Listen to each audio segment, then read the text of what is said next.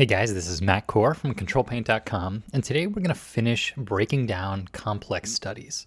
In the last video, we left off with a finished block-in, so really all that's left now is to go from an idea to a painting. The block-in was sort of my problem solving, and as you can see, it's pretty messy. So the goal of this phase is to clean up the edges, polish the rendering, and just eventually add in those little surface details.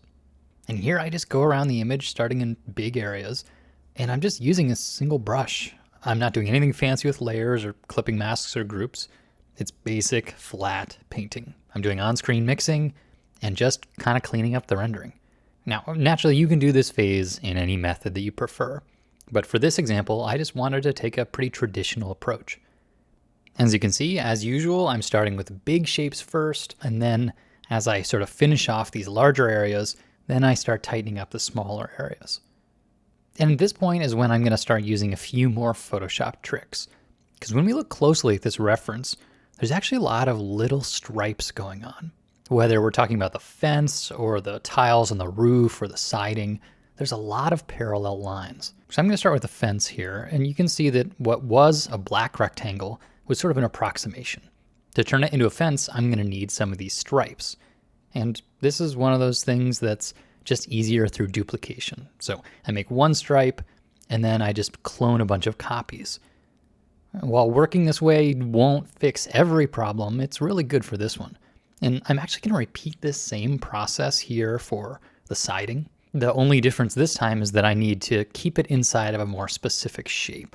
So as you might have guessed, this is a great opportunity for me to make a layer group that has a mask, because that just means that each of these duplicated stripes that I make are going to stay inside the lines. And again, looking at my reference, there's a lot of these stripes, so I follow the same process with roofs and siding and just kind of put it all over my image. But detail's a funny thing. It can help with realism, that's for sure, but it also risks putting your hierarchy in danger.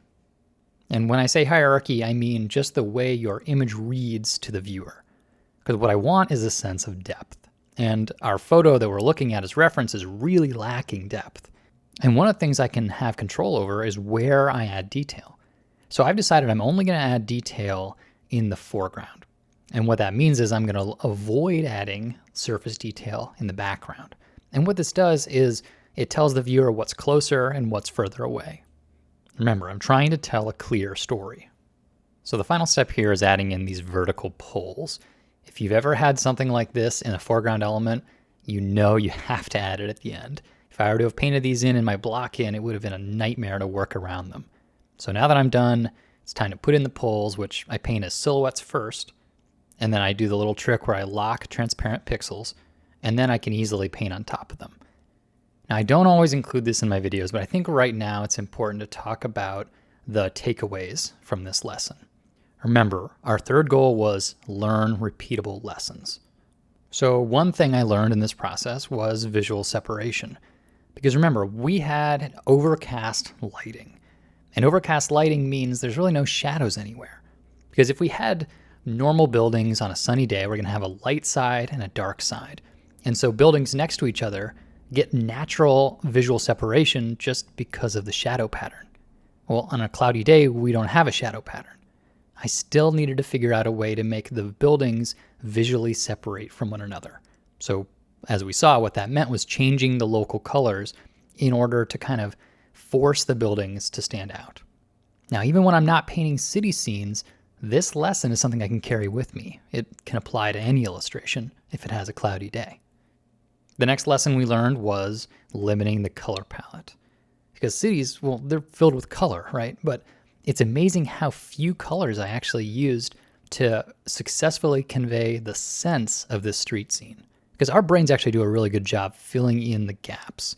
If a limited palette is all we present the viewer with, they are going to sort of imagine extra little details. So a limited palette helped simplify my task, and that's something that'll work for future paintings as well. The final lesson was surface details, siding, fences, shingles. I decided for this painting that I was just going to use one brush and that I wasn't going to do any photographic overlays. And then when it came time to paint my surface details, I'm actually pleased with how much information was implied just by this very simple treatment. So the takeaway here is that photographic overlays can be nice, but sometimes a bit of basic painting is plenty and it'll work just as well. So at this point I'm ready to call it done. And, I could have spent a whole day doing extra rendering, but in this case I think an hour was enough time to learn a lot about this overcast street scene. And I think that's the final big takeaway. Studies are about learning. I could have added detail and detail, but I don't think that necessarily would have taught me anything more. A successful study is one where you leave with repeatable knowledge, one where you're stronger for your next illustration, even if it doesn't involve reproducing this exact scene. So I hope that complicated studies like this are not something you're going to avoid anymore. Really, just dive in. It's more fun than you think. I wish you good luck on your next study and have fun with it. Thanks for coming to the site.